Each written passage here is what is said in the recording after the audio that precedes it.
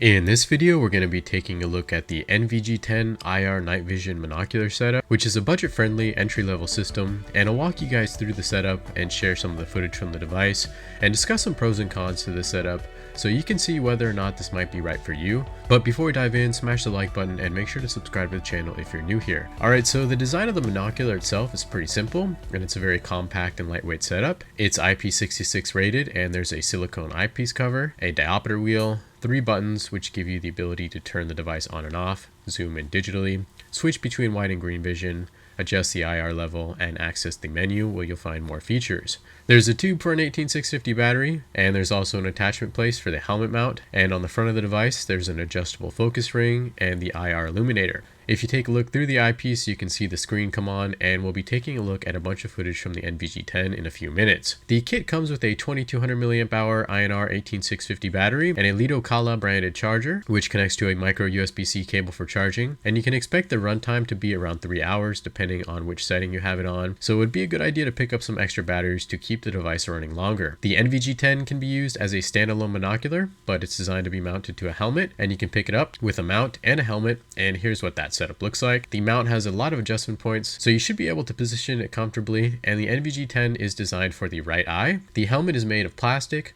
but it would provide you with a little bit of extra protection, and there's a few different options for mounting things to the side, a hook and loop field on the top, and there's some padding inside which does provide a bit of additional comfort. When you turn the device on, you'll see a few things on display, including a compass on the top so you know your orientation when you're using the device, which is a really great feature, your Wi-Fi and your IR status on the bottom left, and your remaining battery life on the bottom right. And unfortunately this did not transmit through to my recording software, but you get the idea. Now we're going to check out some footage, and here's a quick comparison of the environment I'm testing this in. And as you can see, it's really dark outside, and I've got a flashlight with me, as I was also filming for an upcoming tactical flashlight comparison video, which I'll link to down below as well. Overall, the image quality here is excellent, and it's very easy to distinguish different shapes like people, branches, leaves, logs, grass, and other moving objects that would otherwise be indistinguishable to the naked eye. Things are very crisp, and the resolution is definitely good enough to be usable, and things like people and vehicles will be visible up to a few hundred meters depending on their size. You can switch between the green mode and a white and a black mode, and there might be slightly better contrast with the white and the black mode, but there isn't too much difference between the two.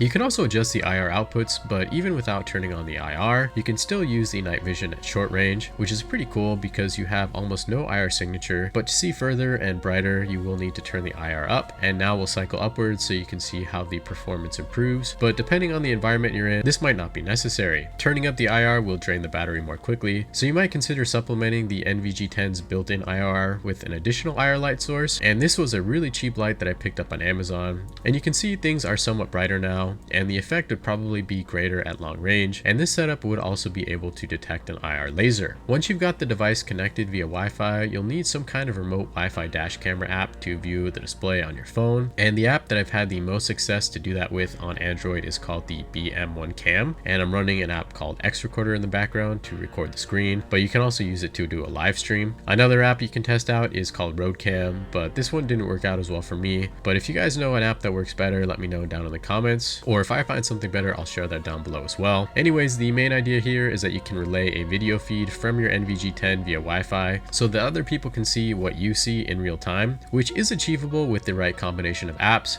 and as long as your phone is connected to the internet, which is a pretty cool capability. Unfortunately, this device does not record directly to an SD card, and that would be a nice feature to have, and I'm hoping that this device is updated in the future to be able to do that, and it would be much more practical if you just wanted the ability to review your footage. One downside of this device is that there is a very small amount of lag, and the refresh rate is low, so this is going to put you at a disadvantage when it comes to quick movement, whether you need to adjust your focus quickly or you're observing something that's moving quickly. And this is an area where high-end digital night vision like the new Opsin from Psyonix or your PVS-14s are really going to excel, and if you need to put your life on the line, you'd be much better off using a device like those, especially in close quarters. The NVG10 does do a decent job at bridging the gap between the higher-end devices that will easily cost you thousands of dollars, and it does so at a fraction of the price. And this would be a useful device if you wanted to observe larger outdoor areas like roads, fields, and landscapes and get a better idea of what's out there without drawing attention to yourself. And you could potentially pair it with other IR emitters and use it for hunting. Anyways, it would be great to hear what you guys think of this setup in the comments below. And if you want to pick one up and support the channel, you can find a link down in the description.